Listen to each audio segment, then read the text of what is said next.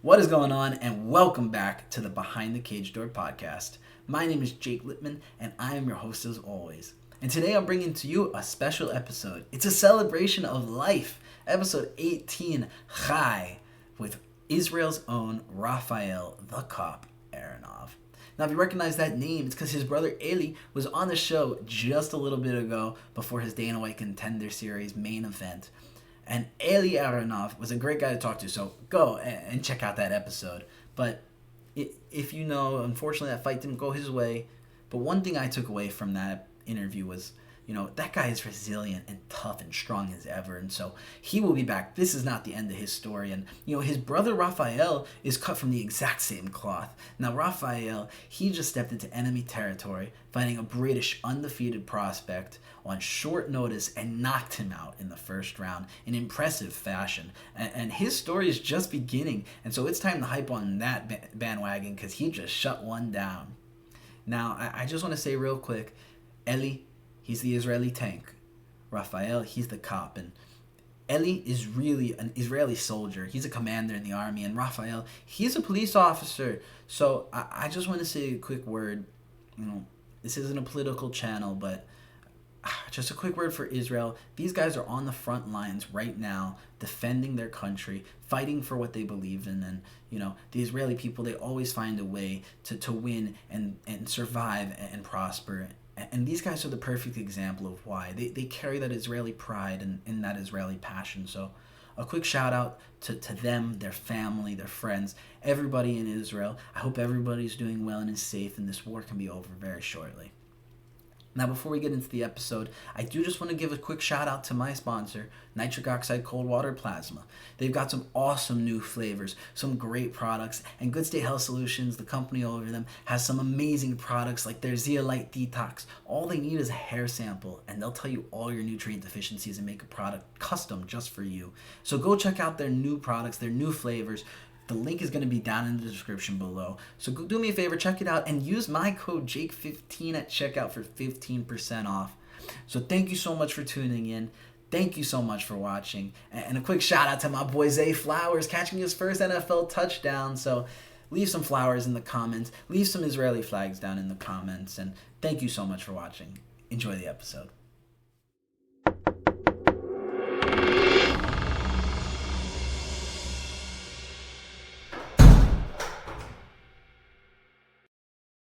What is going on? And welcome into the Behind the Cage Door podcast, episode 18. And I think episode 18 was made for none other than Rafael the Cop Aronov. Rafael, how are we today? Hello, my friend. How are you? Oh, man, I'm excellent. I'm doing well, and I'm very excited to be talking to you today. How are you, man? How are things in Israel? How are you feeling right now? Oh, I'm good. If you can relate to the situation we're in here in Israel right now, I'm safe. My family is safe. We are at war here in Israel, it's tough times, but we are a tough nation and tough people, strong people, and we'll get over it. 100%. This isn't the first or the last time that Israel's had these issues, and Israel knows how to defend themselves. And we're very thankful that you're okay, you're doing well. I think another thing I'd like to start with this interview is your brother, Eli. I actually interviewed him just before his Dana White Contender Series fight. Definitely, if you're watching this interview, check out that one next. Get both the brothers on the Behind the Cage Door podcast. But Eli, he got called back to the army. Is that true? Yeah, he's in reserves right now. And how about you? What's going on with you while you're in Israel? I'm a special forces police officer, that's except of being a cage fighter. I'm also that's my daily job. So I did what I had to do last Saturday. Yes, sir. And you walk into that stadium. Your nickname's the cop. Woo woo! That's the sound of the police. And you walk in there ready to go. I mean, man.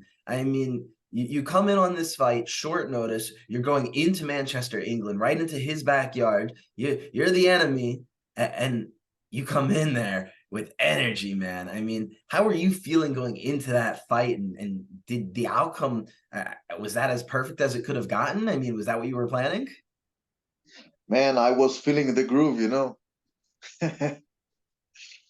If it's going well, don't change it. We have that's how you say it here in Israel. Yeah, I was feeling good. I For me, it really didn't matter who was in the other side of the cage on the same night. That's always my my go-to quote by Max Holloway. Anybody, anytime, anywhere. So it was supposed to be Omar Chaban, some coward guy from forget it. He didn't show up. I was willing to because he was supposed to be from Lebanon. And Cage Warrior asked us to drop bringing any like Jewish signs or flags. They didn't want any political issues. So I signed the like the extra contract regarding that thing, and he didn't. And whatever. So he just backed out, So man. I have I have I have tons of respect to Ben Patchy Kelly, a great guy, great kid. Really, really, he didn't have to take a fight against somebody with almost 10 professional fights when he's 1-0. I think he's actually a tougher opponent than Omar, and we both had a great challenge, facing each other on 1 week notice. And it really didn't matter who is the person on the other side of the cage. It wouldn't change the outcome.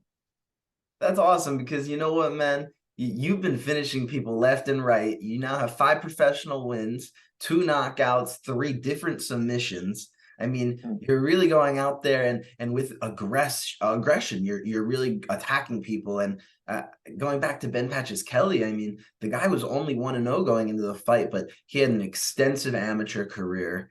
I mean, lots and lots of good experience on the amateur scene. And not only just that, but he was one of the Cage Warriors guys. He was in the Cage Warriors Academy. And so on paper, it probably seemed like the odds were stacked against you. And, despite everything, you persevered and you powered through. And I think that's just another great Israeli story. But for you, I mean, what's next, man? I mean, you're knocking people out in their home countries. I mean, what's That's the my next part thing. for your career? Well, I'm really looking to add another victory, another KO before the end of the year. It's my fourth fight. That fight was my fourth fight in less than a year. So I did one in November, one in March, one in June, and one in September. And I'm looking to close five in 1 year in 1 month, like in 13 months. Uh, I'm looking to finish with four straight victories, and I'm looking forward to hopefully sign with Cage Warriors a contract. But unfortunately, they are having an event only in San Diego on December. So I might for a contract with Cage Warriors, I'm willing to skip December and wait until January or whatever, because also the situation now in Israel, it's not so good. I haven't been training basically since the fight because I got stitches in my ear, and then I took it off, and then war started. So yeah, it's I might need to wait, but I'm all good with that. All is God's plan. Absolutely. So And so does that mean that Cage Warriors has shown interest in signing you back? yeah, I'm in talks right now with I'm also myself's agent. So because I also have an agency, basically Aronov agency, I'm representing some of the top prospects in Israel. So I also represent myself. So I am in talk with Cage Warriors regarding signing myself. I hope it works out because I really believe in the Cage Warriors platform. I'm the first Israeli to win inside the Cage Warriors cage, and I'm proud of that. And I think it's a great platform, you know. Yeah, absolutely, man. You're on the biggest stage right there in big arenas, sold out crowds. I mean, you're on UFC Fight Pass and you're right next to the UFC knocking on the door. And I think it's awesome. I didn't even realize that you were the first Israeli with Cage Warriors getting those wins. I mean, Not the first Israeli in Cage Warriors, but because we got Ido Pariente, an OG in the Israeli MMA, but he lost in his Cage Warriors performance. So I'm the first one to win in the Cage Warriors that's cage. awesome. And that's a real accomplishment right there. That's something that you can put on the belt as a nice resume strap. And I think for you, I think that's just the beginning. I mean, your brother's already had a lot of success. He's also a big time finisher. You're now having success. I know your sister does some grappling and stuff. So you come from a long line of combat sports history. And I think what's even better is that now you guys have your own agency and you're representing yourself and you're representing the other athletes of Israel. And so I really wanted to know, like, to me, it seems like Israel MMA is really on the rise. I mean, we've been seeing Yeah, a lot of guys on Contender Series and some of the other bigger name promotions. I mean, how have you seen the game evolve, and how has that helped your agency? man, from where the when I started fighting, like back in 2016, it was a whole different story. Right now, the scene in Israel is on the rise, and we got a big amateur scene. Also led by the same guy who fought in Cage Warriors, Ido Pariente. He's now the CEO of Israeli MMAF, the IMAF Israeli. So we got guys fighting in amateur. I didn't know what's amateur career when I started fighting. I went straight to pro. You know, and and that's how you develop fighters, and that's only the beginning for Israeli MMA. For real, you're gonna see some really top prospects and top talent coming into the MMA scene in the few years, in a few next years. And that's awesome, man. I mean, if you just take a quick little look at your Tapology record, it says 5-4, but then you notice you had no amateur background and you lost your first couple of fights coming out of it, but now you're on a nice hot streak. So, maybe looking back, would you have wished to have a couple amateur fights before turning pro? Yeah, man, I never regret anything. As I said, everything is God's plan. The fights then made me who I am today, and I've been through some rough road. I've got injured. I almost hang up my gloves, because of a neck injury. Then I came back thanks to my fiance. She encouraged me to go back to fighting, and look at me now. So I'm a whole different fighter right now. Back then I thought I'm a grappler, and now I'm knocking out people. So yeah, that's also what built my mentality, and I'm in a very good place right now. I'm very thankful for my past, my everything I've been through, and everything I've been through brought me here. Absolutely. And sometimes it's the path less traveled is the best path there is out there. So you're making your own story, and I'm loving watching it on the sidelines. I wish I could be a part of it. I mean, it seems like there's some big things on the horizon, and I can't wait to see you back on the TV, hopefully in the Cage Warriors octagon, hopefully with some more knockouts. I mean, and even though that Patches Kelly win, is a rear naked choke, you got the rear naked choke with that club. It was one of those good old club and subs. So Yeah. I think your striking has really evolved to another level. I mean, we've seen it with your brother. He also has big, heavy hands. And then we see it with your sister. She's got slick grappling. So where did you start your journey with? And how have you evolved into the fighter you are now? Well, so my our father is he was on the Soviet Union, on Russia, and he was a Jew. So Jews from since day one always needed to protect themselves, and my grandpa sent him to judo, and that's how he started his martial arts. And when we were young, so he brought us to all the brothers basically. First to judo, then some of us went to wrestling, some of us went to boxing, some of us went to karate. We did everything basically when we were young, and then we all got recruited. Each one of us on his time. Me and my brother did full combat serve 3 years, and straight. I'm the older one. I'm the oldest, so almost nearly to my to the end of my army service. I occasionally saw a post on Facebook regarding the club Spirit MMA in Beersheba in the south. So I gave it a shot. I sent them the message, and the head coach, my head coach until today, Mashiko Ben Shimo, he said to me on Facebook, "You're a soldier. Just come in your weekends when you're home, and don't even pay to me. We'll talk money when you finish with your army service." And I came and I automatically fell in love with the sport,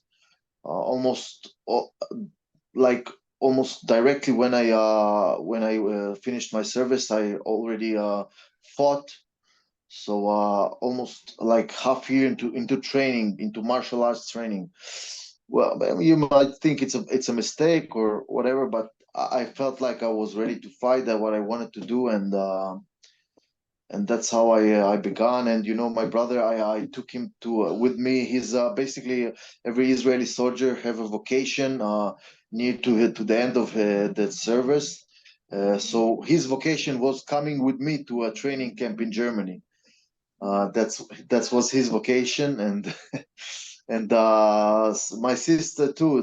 Like she saw the both of us, and we convinced her to come, and she fell in love. She started with MMA. She was Israeli champion in MMA, in amateur MMA. She was supposed to go to the world champion in Abu Dhabi, and then coronavirus started, and she chose to continue with grappling. But she's young, and she's watching every UFC event, and believe me, she'll turn eventually to MMA, and that's when all girls should be you know They should be scared. I mean, we might have to get her on the show next, have all three of the siblings on the podcast. she's choking me and my brother out, so so yeah. And And that's she's not like, easy to do. yeah, she's like I don't know, 115 pounds or even less, like. Yeah, And I and think she's that just vegan. speaks volumes. Yeah, And I think she's it's crazy awesome that you guys are all, a part of it, a family of martial artists, of combat sports experience. And I think it speaks volumes, that you guys were able to be exposed to all the different arts and then combine them into mixed martial arts effectively. Because that's yeah, not definitely. easy. That's not easy at all. And so for you, man, like what was the hardest part of mixed martial arts for you to pick up? Because it seems like you picked it up pretty quickly. Well, as I said at the beginning, I was because I got knocked out pretty bad by a really good friend of mine right now, a good Israeli fighter, Shimon Smutritsky. Shout out to him. He just won on Fury FC not long time ago. So we're good friends now, and he actually helped me preparing. So he knocked me out bad with a head kick, and I think that made me afraid the striking at the beginning of my career. But then when I came back after 3 years layoff, I fought a world champion, a three-time world champion in combat sambo, Vladislav Rudinev. He's just fought on the Brave FC co-main event in France. He's a very good guy, very also very good fighter, and I didn't have any you know the original opponent. The game plan was to take him down, but as 1 week again before the fight, there was a change of opponents, and when I recognize I'm facing a three-time world champion in sambo, I assumed I probably won't be taking him down. So we choose to strike, and that's when I realized I've got power in my hands. And that's a scary sight for the rest of the world. Yeah, yeah, for sure. And I think it's awesome, man. I mean, you've always competed against the highest level. I mean, you really truly mean it when you say anytime, anyone, any place. And I think it speaks volumes. I mean, a guy like Shimon Smotritsky, we've seen him at the edges of the UFC. I mean, I'm sure he's going to be back there very soon. And I'm sure so about that too. and so for you, you're competing against the high end Israeli competition as well as the high end international competition. So how do you think that prepares you for that next level? Maybe a UFC call up in a couple of years or even sooner. So I'm 29 right now, but something I learned is when I thought about too far about my goals, I wasn't fighting that good, because I felt like there is too much pressure on my shoulders. Right now, I'm just fighting every fight at a time, and that thought makes me come to a fight and just enjoying the moment, enjoying the fight, not overthinking too much at the future. And if the UFC knocks on the door, I'm opening that door. But right now, I'm really I'm blessed to just to do what I love, and I'll take one fight at a time. And if the Cage Warriors signs me, then I'm blessed on the opportunity, and I'll fight my contract with the Cage Warriors, and hopefully a title in Cage Warriors, because there is no welterweight champion in Cage Warriors right now, and there is a fight for the welterweight title, I think, in Rome in the end of the month. So I'll be watching, and the rest of the welterweight division, the Cage Warriors division, I didn't get the opportunity to speak after my fight, but the rest of the welterweight division in Cage Warriors should be on notice. Absolutely. I mean, and that's a good division. Again, we talked about it. Great promotion. They have a lot of great talent. So looking ahead at that title fight, it might seem like big aspirations, but it's close. And so a couple fights and you're right there. And that's something that we all would see. And I know the people of Israel would be behind you. And so I know going forward, you have the right motivation, the right mindset, and you're ready to go. And I think that's what's most important. And I think one thing that stuck out to me is a little earlier you mentioned how you had some stitches in your ear, and you're taking things fight by fight, like you just said. So when your ear bursted it right away, I mean, it seemed like it was within the first 20 or 30 seconds in that Cage Warrior fight. You have blood coming out, and then you kind of turned it up from there Yeah, and that's started fighting harder. Tell me about that. yeah. Well, we actually thought, like, because we assumed Ben Pecci Kelly and his great team. By the way, next generation, Paddy the Baddy, Molly, Meat Bolly, and all that, the guys there. So I assumed he watched my tape, and so my head coach Moshiko, he was with me in my corner. So he thought about like shooting a takedown 40 seconds into the fight, just to you know to I forgot a word. To Like mix it up. yeah, to mix it up, to let him think I might have a different game plan, to confuse. I remember the word, to confuse his team. So we thought like shooting a takedown 40 seconds in, but then he I think it was the first punch he actually threw at me, and it it hit me. My ear, exploded. And it pissed me off. I took a step back, and then when I realized I'm okay, I wasn't rocked or something. It just, I felt blood flowing into my ear. And once I realized I'm okay with that, I switched gear to forward only, and yeah, And you came forward, you did your thing. You don't get paid by the hour, so you got to go in no, there, do your work quick, man. yeah, And so yeah. I think it was a great highlight for you. I mean, and I think you're ready for the next phase of your career. So where can the people find you on social media and join you on that journey? So my social media is mostly on Instagram. You can find me on Rafael Aronov. It's R-A-E, no, it's Rafealaronov, Rafael Aronov on Instagram. Yeah, so where there you can find me. There's not a Absolutely. lot of context right now because I'm not training and I'm focusing on fighting for my people's life, but I'll be back soon. Absolutely. We wish you the best and thank you so much for everything you're doing to protect Israel. I'm sure the people are going to love following you along and seeing that next fight. I'm going to make sure I have your social media down below in the caption, and that way everybody can follow you. Check us out on social media and do the thing. Subscribe, follow, like, comment, all the stuff.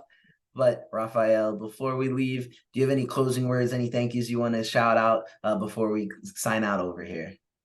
First of all, my brother, thank you for having me. I really appreciate it. I really had a good time. Some encouraging to put a smile on my face in these rough times. So I want to thank you, and I really don't feel like shouting out anybody. I just want to mention three good friends of mine I've lost in the last attack on Saturday, the 7th of October. So it will be Shael Knafo, Uriel Avraham, and Alexei Bodovsky. Those three guys, they were amazing people, and I really just want to cherish their they were heroes. That's all, and I really miss them, and that's all. Absolutely. We live in their memory. Again, thank you so much for your time through this crazy time and thank you so much for everything you're doing. I hope you remain safe and remain strong. We know that as a people, the Israeli nation's strong, and so they're going to survive. And We I really can't wait to see what you're able to do next in your professional career because I know the sky is the limit. Thank you very much, my friend. Mr. Aronov, it's been a pleasure. We are signing out.